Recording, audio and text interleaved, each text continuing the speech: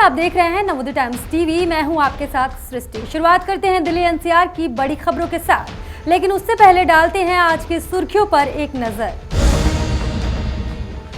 स्वास्थ्य मंत्री सत्येंद्र जैन की जनता से घरों में रहने की अपील, अस्पतालों में की बेड बढ़ाने की मांग। सुप्रीम कोर्ट में कई कर्मचारी और अधिकारी कोरोना पॉजिटिव, वीडियो कॉन्फ्रेंसिंग के जरिए होगी अब मामलों की सुनवाई। कोरोना कोहराम के बीच दिल्ली में अब तक 20 लाख लोगों को लगा टीका। दिल्ली सीएम केजरीवाल ने लोगों से सोशल डिस्टेंसिंग और मास्क लगाने की अपील। 13 अप्रैल से शुरू नवरात्रि, कोरोना काल में मूर्तिकारों पर छाया आर्थिक संकट, दूसरी लहर ने बढ़ाई मुश्किलें। दिल्ली पुलिस ने सुलझाया व्यापारी से ठगी का मामला, लोन के नाम पर धोखाधड़ी करने वाले 4 लोग गिरफ्तार। राजधानी दिल्ली में लगातार कोरोना का ग्राफ बढ़ता जा रहा है। बढ़ते कोरोना केस को देखते हुए दिल्ली सीएम केजरीवाल ने आज अहम बैठक बुलाई। इसी बीच स्वास्थ्य मंत्री सत्येंद्र जैन ने लोगों से घरों से बाहर न निकलने की अपील की। कल दिल्ली में 10,774 10,774 पॉजिटिव केसेस आए थे। पॉजिटिविटी थी 9.43% और टेस्ट किए गए थे 1,14,288, मतलब 1,15,000 के करीब टेस्ट किए गए हैं दिल्ली में। और पूरे देश में कल देश का रात को जो रिपोर्ट आ रही थी उसमें 1,70,000 से भी ज़्यादा ऊपर क्रॉस कर गया नंबर। तो दिल्ली में भी नया मतलब लेवल पे कोरोना पहुंच रहा है और पूरे देश में भी। लोगों से बस यही अपील है कि भाई घर से तभी निकलें जब बहुत ज़रूरी हो और कोरोना को रोकें। घर से बाहर निकले तो मास्क लगा के निकले, बिना मास्क के ना निकले। जैन साहब, आप लोग लॉकडाउन के में नहीं है, ये आप भी कह चुके हैं, मुख्यमंत्री भी कह चुके हैं, लेकिन अस्पतालों की स्थिति है, बेड्स बहुत ख़राब हालत में, वेंटिलेटर्स खत्म होते जा रहे हैं, कई अस्पताल में 0 तक पहुँच गए। देखिए, पहले तो मैं बता देता हूँ, वेंटिलेटर जो है दो ही चीज़ें हैं, एक आईसीयू है और एक वार्ड है। 2 ही तरह के बेड होते हैं। वेंटिलेटर का जब स्टार्ट हुआ था 1 साल पहले, तब वेंटिलेटर की इशू ज़्यादा बड़ा था। अभी अगर HFNO है, बाईपैप है या हाई फ्लो ऑक्सीजन है, दे आर इक्वली गुड। उसके लिए वेंटिलेटर के हर एक पेशेंट को ज़रूरत नहीं होती है, सिर्फ 2-3% लोगों को होती है। होता क्या है कि जो वेंटिलेटर बेड है, अगर वो ऑक्यूपाइड है तो उसको लिखते हैं भाई वेंटिलेटर पे बेड पे एक्चुअल वेंटिलेटर के ऊपर बहुत कम पेशेंट है।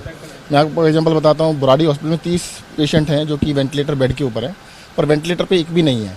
ऐसे LNJP हॉस्पिटल के अंदर वेंटिलेटर बेड के ऊपर 60-70 पेशेंट होंगे, बट उसमें से वेंटिलेटर के ऊपर, एक्चुअल वेंटिलेटर के ऊपर शायद 2 या 3 पेशेंट हैं। तो सर क्या स्थिति है बेड्स के लिहाज से? बेड के लिए हम लगातार बढ़ा रहे हैं। पिछले 1 हफ्ते के अंदर हमने 5,000 बेड बढ़ाए हैं। आज भी 50% बेड अवेलेबल है और हम फर्दर इंक्रीज कर रहे हैं। तो जो अस्थायी कोविड केयर सेंटर्स पहले बनाए गए थे, क्या अब उनमें भी इजाफा दोबारा से बना रहे हैं? कोविड केयर सेंटर दिल्ली के अंदर जो देखो मैं बता देता हूँ, 5,525 bed as on today Delhi सरकार के हैं, जिसमें से 190 यानी 2% के करीब ऑक्यूपाइड है, बाकी सारे अभी भी अवेलेबल हैं। सर पिछली बार नवंबर का जब हाल था, 8,000 मामले दर्ज हुए थे रिकॉर्ड, तब 18,000 तक आपने बेड की संख्या पहुंचा दी थी दिल्ली के अंदर। देखिए, लगभग पहुंच जाएगी। अभी हमने केंद्र सरकार से रिक्वेस्ट की है, उनके 1,090 बेड अभी अवेलेबल है केंद्र सरकार के, जो कि उस टाइम पर 4,000 से ऊपर थे। तो उनसे रिक्वेस्ट किया कि वो भी उस लेवल पे ले जाएं तो तुरंत पहुंच जाएंगे वहाँ तक। कौन से हॉस्पिटल में बढ़ेगी सर अगर केंद्र सरकार के जितने भी हॉस्पिटल हमने रिक्वेस्ट किए पिछले वाले लेवल पे उसको ले जाएं। 4,000 की डिमांड किया आपने, 3,000 जितने भी पहले थे हमने कहा उतने ही कर दें ताकि वो लेवल बराबर हो सके। सरदार पटेल पे जैसे एक बहुत बड़ा सेंटर बनाया गया था, इस तरह के सेंटर्स दोबारा आप लोग शुरुआत कर रहे हैं? सब कुछ करेंगे, बिल्कुल सब कुछ किया जाए। लग रहा है जरूरत है सर उसकी? नहीं, देखिएगा, जरूरी नहीं कि एक ही जगह पे किया जाए, जगह जगह पे करेंगे। हाँ। सुप्रीम कोर्ट में कोरोना ने दस्तक दे दी है। कई कर्मचारी अधिकारी कोरोना पॉजिटिव पाए गए, लिहाजा अब सुप्रीम कोर्ट के जज अपने निवास स्थान से ही सुनवाई करेंगे।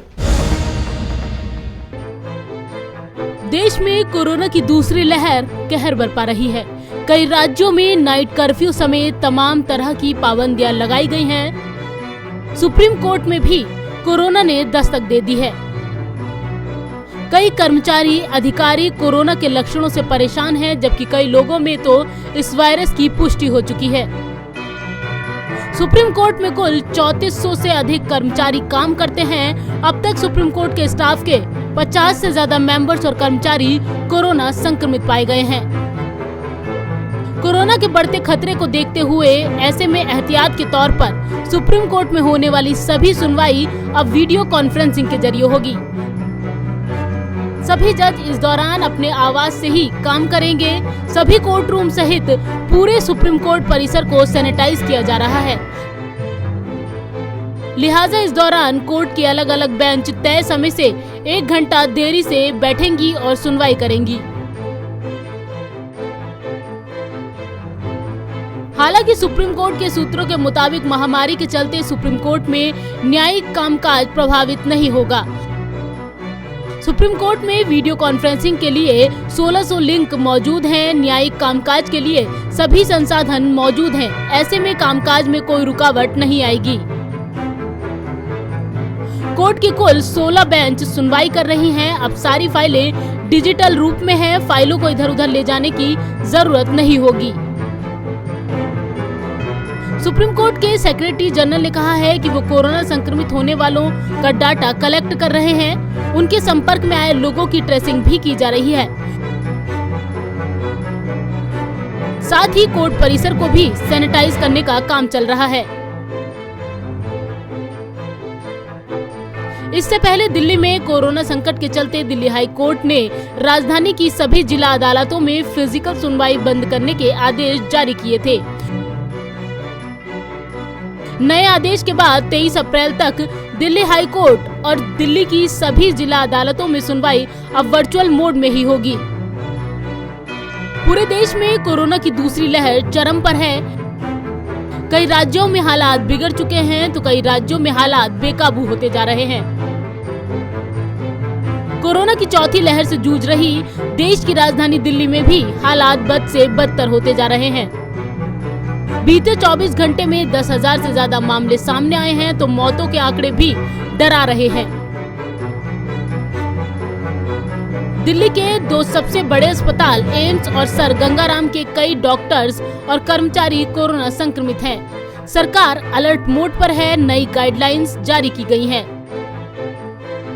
लिहाजा नवोदय टाइम्स की जनता से यही अपील है कि कोरोना के नियमों का पालन करें, खुद को और अपने परिवार को महामारी से बचाएं। नवोदय टाइम्स के लिए संगीता सिंह की रिपोर्ट, दिल्ली। देश की राजधानी दिल्ली में 17 लाख से ज्यादा लोगों को वैक्सीन की पहली खुराक दी जा चुकी है। वहीं दूसरी खुराक 3.5 लाख से ज्यादा लोगों को मिल चुकी है। इसी के साथ सीएम केजरीवाल ने लोगों से खास अपील की है। चलिए दिखाते हैं। देश की राजधानी दिल्ली में कोरोना के 10,000 से ज्यादा नए केस सामने आए हैं। वहीं 24 घंटे में 1 लाख से ज्यादा लोगों की जांच की गई। इसी के साथ दिल्ली में 17 लाख से ज्यादा लोगों को अब तक कोरोना वैक्सीन की पहली खुराक भी दी जा चुकी है। 3.5 लाख से ज्यादा लोगों को दूसरी खुराक भी मिल चुकी है। स्वास्थ्य विभाग की ओर से रविवार को साझा किए गए आंकड़ों से ये जानकारी मिली। स्वास्थ्य विभाग के हालिया बुलेटिन में बताया गया कि अब तक 20,70,868 लोगों को टीके की खुराक दी जा चुकी है। इनमें से 17,12,109 लोगों को टीके की पहली खुराक तो 3,58,759 लोगों को दूसरी खुराक भी दी जा चुकी है। रविवार को शाम 6 बजे 64,943 लाभार्थियों को कोविड-19 रोधी टीके लगाए गए। आंकड़ों के मुताबिक टीके की पहली खुराक 59,518 लोगों को दी गई। 5425 लोगों को टीके की दूसरी खुराक दी गई।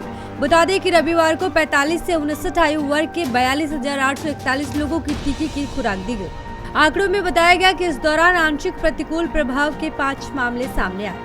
दिल्ली में रविवार को कोरोना ने सारे रिकॉर्ड तोड़ दिए। राष्ट्रीय राजधानी में पिछले 24 घंटे में 10,774 नए संक्रमित मिले हैं। 48 मरीजों की मौत हो गई। दिल्ली में कुल टेस्ट 1,14,288 हुए थे, जिसमें पॉजिटिविटी रेट 9.43% रहा। इसी बीच दिल्ली के सीएम केजरीवाल ने लोगों से अपील की कि घर से बाहर तभी निकले जब बहुत जरूरी हो। केजरीवाल ने कहा, मैं लॉकडाउन के पक्ष में नहीं हूँ। किसी भी सरकार को लॉकडाउन तब लगाना चाहिए जब अस्पतालों की व्यवस्था कोलैप्स कर जाए। आपका सहयोग चाहिए। अगर दिल्ली में अस्पताल कम पड़ गए तो हो सकता है कि दिल्ली में लॉकडाउन न लगाना पड़ जाए। अगर आप बिना लक्षण वाले हैं और अस्पताल चले गए तो आपने एक बेड को घेर लिया।